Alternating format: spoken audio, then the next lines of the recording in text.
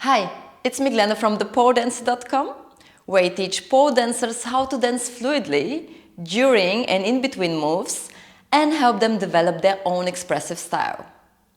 I recently taught several classes focused on inverts. One of the classes is a full series called Straight Leg Inverts, and the other one is about dancing your inverts. For these classes, I dived really deep into the mechanics and anatomy of inverts. Big shout out to the pole PT, Nuala Wilby, who has amazing tips and exercises on her blog. So during my research and class preparation, I discovered key details that dramatically improved my own inverts, even though I've been pole dancing for 10 years and teaching for 9 years. I actually considered my inverts to be very good, but I managed to fine-tune them more than I could have imagined. With the following method, you can precisely identify what's making your inverts look heavy and messy and how to turn them into strong and clean inverts. I'll show you the correct technique along with exercises and all of the common mistakes that students make. An invert consists of 3 separate steps that happen in a specific order. The most common mistake I see students making is going through these steps all at the same time, and the next step kind of cancels out the previous ones. This can make your inverts look messy even if you're otherwise strong. And if you're at the beginning of learning inverts, then it's even more important to learn each step properly right from the start. The first step is the vertical pull in the stronghold grip. Your hands are together and you're squeezing the pole towards your body. Try to do a big pull-up. Pull down on the pole with bent arms in front of your chest. Your biceps is working hard to bend the arms. Your lower traps are pulling the shoulder blades together. It's more than just pulling your shoulders down and away from your ears. Try to lift yourself up until you're almost holding aerially with your feet hovering over the floor. Visualize and feel what your biceps and your traps and lats are doing, bending the arms and pulling the shoulder blades together. An exercise that you can work on to practice the vertical pull is with the band attached low to the pole. Lie on the floor with the pole above your head. Pull the band to one shoulder until your elbows are close to your chest. Keep the elbows parallel. Repeat a few times and then switch to the other shoulder. The key is to keep this back engagement at all times during the following steps. The second step is the tuck, lifting your legs to your chest and to your shoulders. This requires good core strength as well as hip flexor strength, the deep hip flexors, the psoas and iliacus that are responsible for lifting the legs. Remember, your back is still engaged like during the first step, the pull. This tuck is the typical exercise that people focus on when conditioning inverts. You can start with lifting one leg at a time and changing the legs, trying to gradually hold longer with feet off the floor. Next, work on lifting both legs together and tucking your pelvis in what I call a froggy position with knees open. This pelvis tuck could be even considered a separate middle step between the tuck and the tilt. It's quite important. You need to isolate your upper body from the lower body and tuck your hip in without rounding your back. Keep your spine completely straight. This lifts your hips up higher and helps transferring the weight easier in the next step. You can also practice only the pelvic tuck in your froggy position. To make it more challenging, do the tuck aerially from a big pull-up with one leg bent and one leg straight. Also add the reverse motion, close the legs and slowly lower them to the floor. And definitely implement lower abs exercises to your warm-up. Especially if you're a beginner, this is where you should start, strengthening your core off the pole. I have a workout video that will help you condition your inverts without the pole. I'll link it somewhere here on the screen, or you can just check the link in the video description.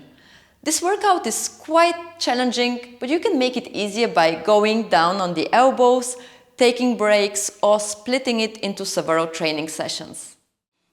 The last step is the tilt.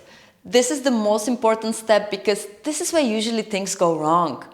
Even though I call it the tilt, don't think of it as leaning backwards with your torso. This is a common misconception. Students focus on going back and are often taught this way, but that's not what's happening here. It's only one very subtle movement that makes your torso go down and your hips go up. And that's your biceps contracting while lengthening to extend the elbows. It's called an eccentric contraction. This is an active horizontal pull. In the first step, we were pulling vertically down on the pole. In this step, as the arms slowly straighten, you're pulling diagonally and eventually horizontally towards your body. Notice that it's not just straightening of the arms. This is another misconception and mistake students make. If you just straighten your arms, your back will also disengage, your upper back will go round, and you won't be able to hold this long. Your hips will start pulling you back down. Instead, you should feel your arms working hard while you slowly straighten them. The key in this step is to keep the rest of your body completely still. Nothing is changing. Your upper body doesn't change. Keep the same engagement of your lats to keep the back straight. Keep your chest open and your shoulders down. You want to be as stiff as possible. Imagine a dead bug. You should be able to hold the Spider-Man position. If you're tipping back, check the following. Keep the legs really bent and your knees close to your shoulders. The further out the legs are, the harder it is. Also tuck your pelvis in without rounding your entire spine. Keep your back straight, puff your chest out and drop your head back. Keep the shoulders down and away from your ears. Pull the shoulder blades together. And keep your elbows close to your ribs, pulling the pole to your navel. Here are 2 exercises for this horizontal pull, which I borrowed from the pole PT. My favorite one is with a band attached low on the pole. Quickly bend your arms and then focus on extending them really slowly. Focus on the controlled straightening of the arms while keeping the back engaged the entire time. The second exercise is in a tabletop position with the pole in your armpit. With this one, it's easy to cheat and make the common mistakes I mentioned previously. Disengaging the back, sinking the chest, and basically hanging with your arms straight. So make it your goal in this exercise to avoid exactly these mistakes.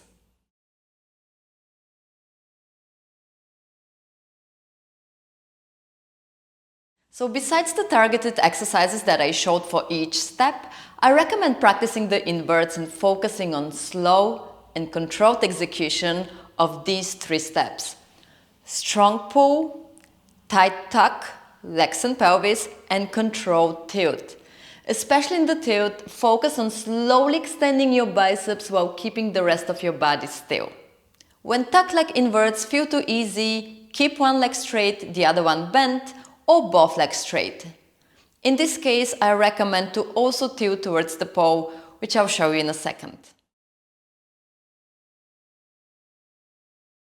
Here are more common mistakes that could make your inverts look messy.